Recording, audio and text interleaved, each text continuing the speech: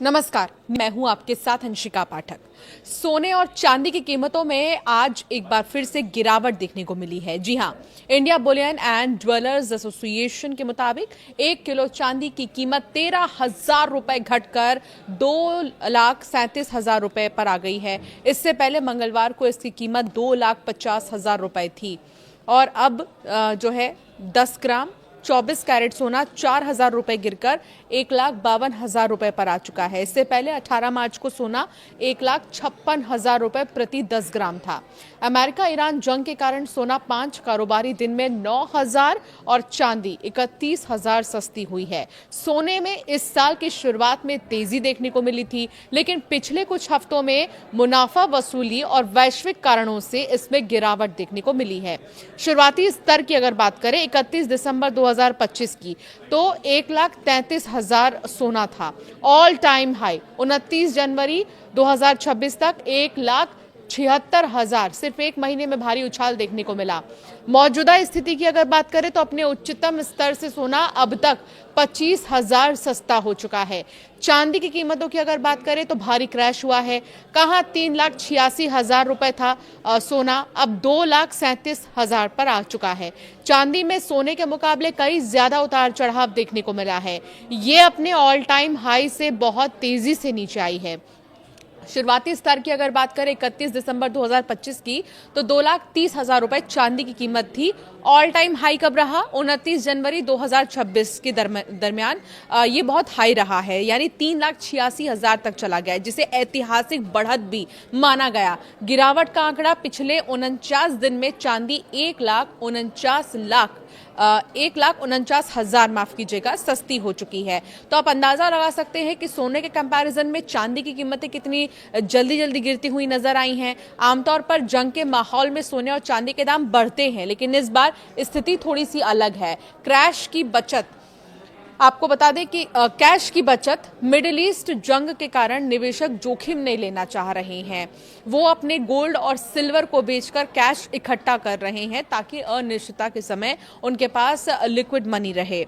Profit booking भी एक बड़ी वजह है। जनवरी में कीमतें रिकॉर्ड स्तर पर पहुंच गई थी, इसीलिए बड़े निवेशकों ने ऊंचे दामों पर अपनी होल्डिंग बेचना शुरू कर दिया, जिससे बाजार में सप्लाई बढ़ गई और कीमतें गिर गई। ब्याज दरों का असर भी एक इसे माना जा रहा है। अमेरिका में फेडरल रिजर्व द्वारा ब्याज दरों को लेकर सख्त रुख अपनाने से भी कीमती धातुओं की चमक थोड़ी फीकी हुई है। कमोडिटी एक्सपर्ट्स का ये मानना है कि सोना और चांदी के दाम में आगे भी ये गिरावट जारी रह सकती है। इसके चलते सोना 1.5 लाख और चांदी 2.5 लाख रुपए तक आ सकती है। ऐसे में निवेशकों को अभी सोना और चांदी में निवेश से बचना चाहिए। सोने और चांदी के हाल ही रेट्स की अगर बात करें तो 24 कैरेट सोना जो है प्रति 10 ग्राम की हम बात कर रहे हैं 1,51,637 रुपए। 22 कैरेट सोना जो है वो 1,38,000 से ज्यादा है।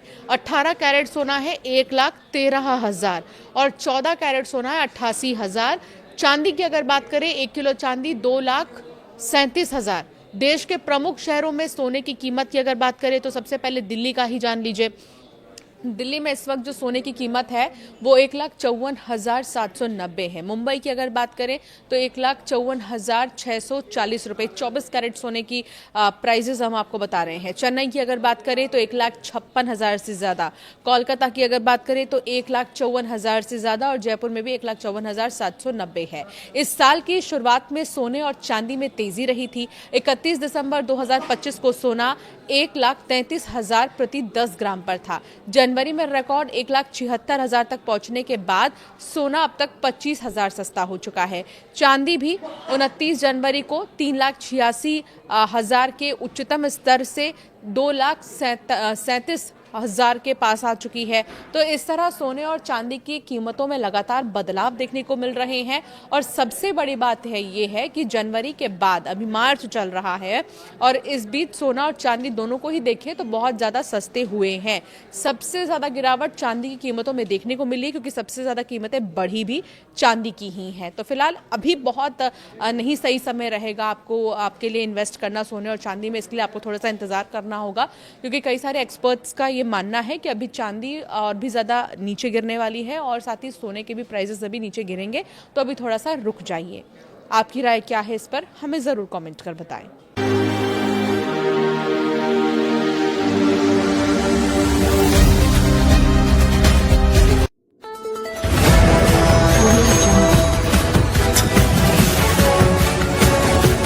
MP लाइव टीवी आपको रखे अपडेट, सच जो हम आपको बताएंगे। ऐसी ही तमाम खबरों से अपडेट रहने के लिए MP live TV news channel को सब्सक्राइब करना ना भूलें।